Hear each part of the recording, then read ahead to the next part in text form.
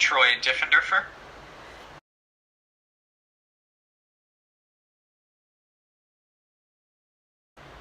Sure, it's definitely about a man, Bobby.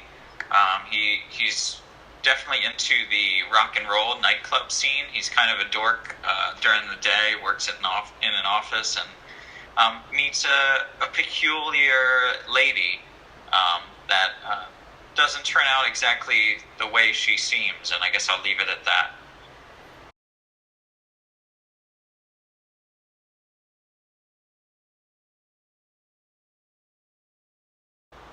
So I grew up on basically two things. I grew up on horror and, everything scary and spooky, and I also grew up on rock and roll. And the title actually comes from an old classic rock song, Take Me Home Tonight. And that was just something, I started writing a handful of different short stories that were inspired by rock and roll music, and this was one that came out of them, Take Me Home Tonight. So I kind of took a lot of the lyrics from the song or, concepts of the song and put my own little scary spin on it.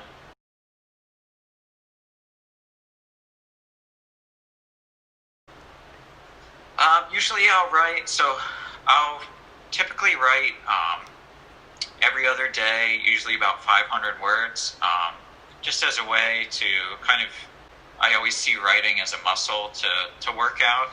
So this probably took about, if this was maybe 5,000 words or so, probably about 10 days.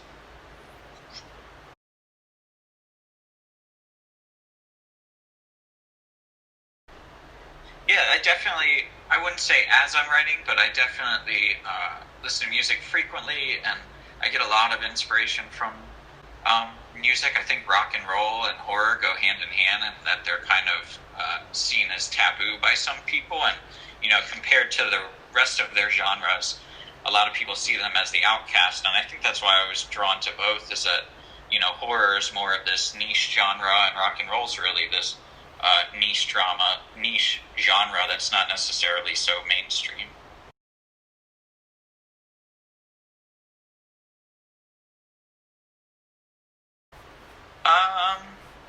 I think it would be pretty cool. I mean, I think rock and roll and vampires go pretty hand in hand. A lot of the rock and roll scene is people that like to come out at night and have a good time, and that definitely seems like the time of night for vampires as well.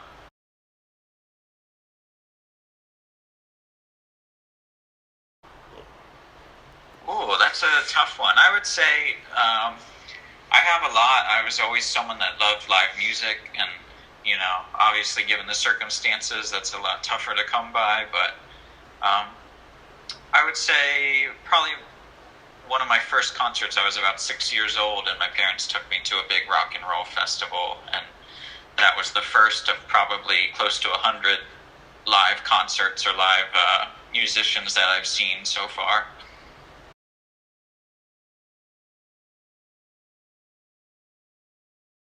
Oh, that's a tough one. I wish I had a COVID one off the top of my head. Um, I don't know. I don't really know off the top of my head. That's a tough one.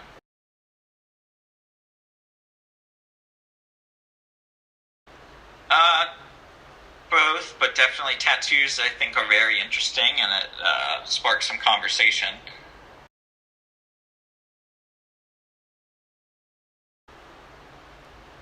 I would have to say anything that I can't sing along to, so that really heavy music where they're just screaming.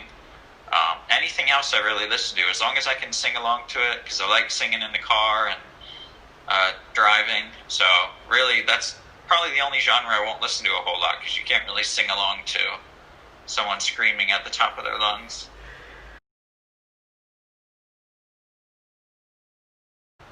Oh, that's a tough one. I'm going to have to go with history and go with Leonard Skinner, just because of the story behind it. They named it after their gym teacher, and I think that's just a really unique story behind it. And it's obviously a very well-known and amazing band as well.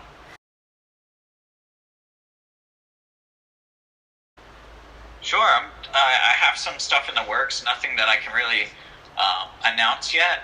Given COVID, it's a little trickier. I have a completed. It would be my first completed novel that's edited and ready to go. But I'm kind of just sitting on it at this point because the one thing, some of my previous works, I was able to have a release party and it was a lot of fun. And I definitely want to wait till things get semi-normal so I can have a big kind of release party and make a big event of it.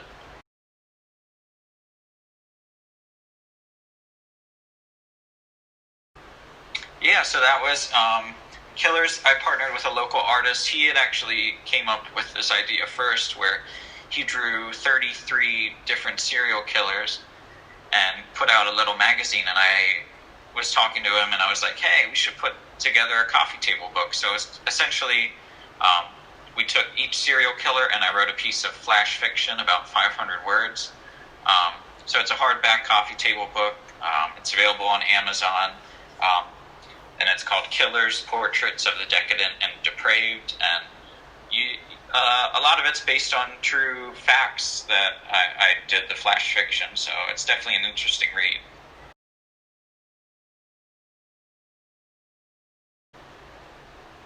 I'd like to give a shout out to, obviously, my parents and my beautiful wife and all my friends that have supported me. I really appreciate that. And, of course, you for picking the story. I really appreciate it, and I'm glad you enjoyed it as well.